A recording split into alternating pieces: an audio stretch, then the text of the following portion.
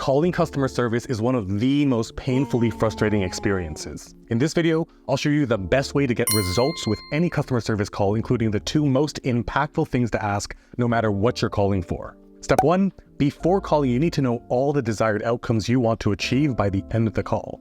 If you have more than one goal, write them down so you don't forget.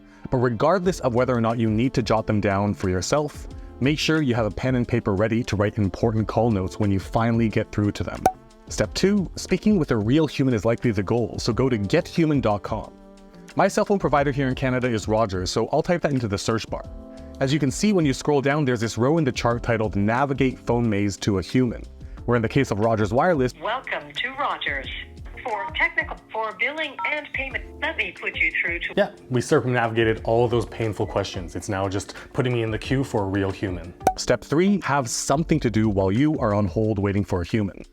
I personally find it tough to focus on high cognitive tasks with on-hold music in my earbuds or speakerphone, so my go-tos are chores or bookkeeping. I'm just going to go to my credit card statements online and then also open up my bookkeeping spreadsheet and just transfer numbers. If neither of those need to be done, I'll burn some calories, whether it's doing some lifting or if you don't have exercise equipment at home, you may consider just walking around your living room to get some steps in. The point is, distract yourself from the frustration of being on hold by doing something you need to do or benefits you to do anyways, instead of sitting there getting more and more frustrated with every minute on hold. Step 4, once you actually get a human, these are the 2 ridiculously important things I mentioned in the intro to ask and write down before you even get to the reason for calling. And the first of these 2 things you gotta ask is, thank you for calling Rogers. This is Leslie. How may I help you today?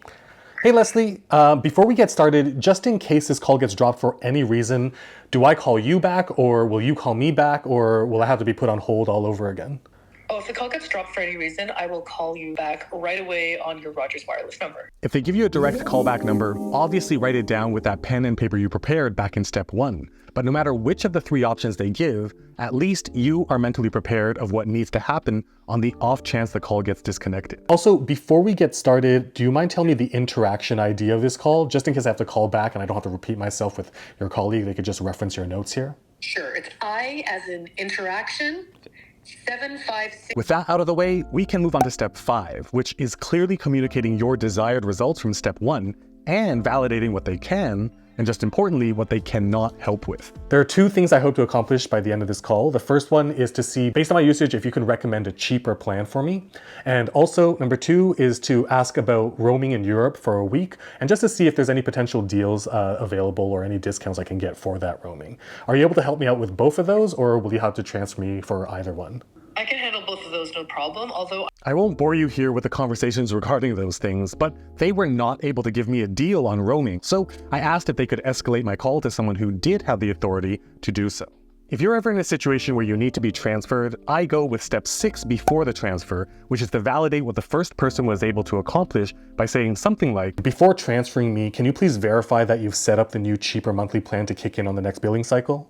Yes, I've already put it into the system, and just to remind you, your billing cycle starts on the 7th of every month. Once that's validated, I move on with the transfer. And once I get transferred, I recommend repeating step 4 with every new person you speak with, which is to ask what the protocol is in the event the call gets disconnected, and to get the new interaction ID of the conversation with this new person.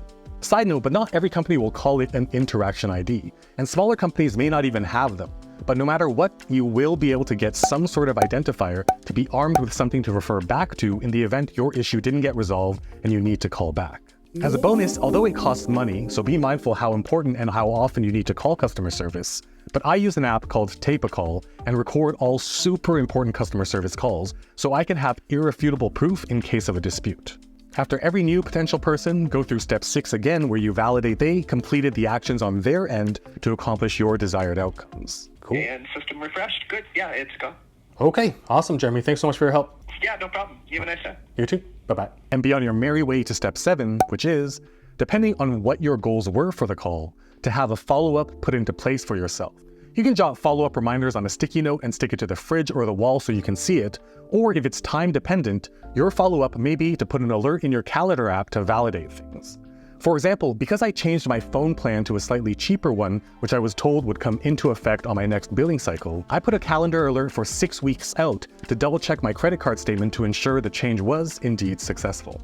Calling customer service will always be an annoyance of a task, but after nearly a decade of implementation, these 7 steps have maximized outcomes and minimized frustration, so much so that this clear order of operations enables me to just do it with confidence in yielding results.